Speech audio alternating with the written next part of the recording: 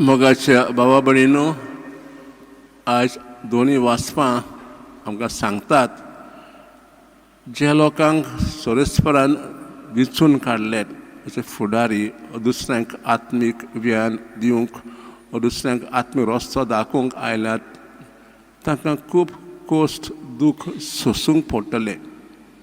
पयले वाचपान आमी जेरेमियाचो खबर आयकल्या. तो एक खास प्रवादी आसलो. देवान ताका खास विचून काडलेलो कित्याक इस्रायल पोरजी एक भाशेन ह्या वेळार वायट रस्त्यार चलताली, पातकान बुडलोली आनी जेरेमिया तांकां बरो रस्तो दाखोवंक सोदता. तांकां सांगता तुमी पातकान बुडल्यात, रस्तो बुडलात, पूण जुदेव लोक ही पोरसां आपली चाल रीत बदलूंक तयार नात.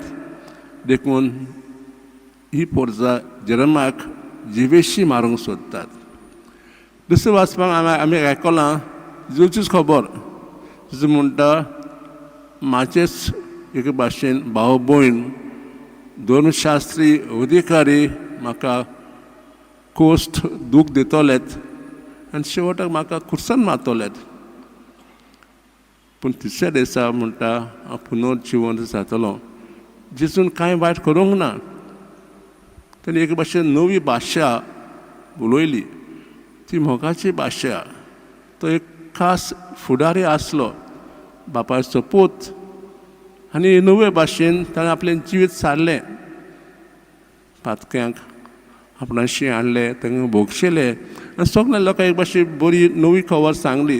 देखून हे अधिकारी दिसतात जेजू तांच्या वाटेर आयला, देखून ताका मारूंक सोदतात.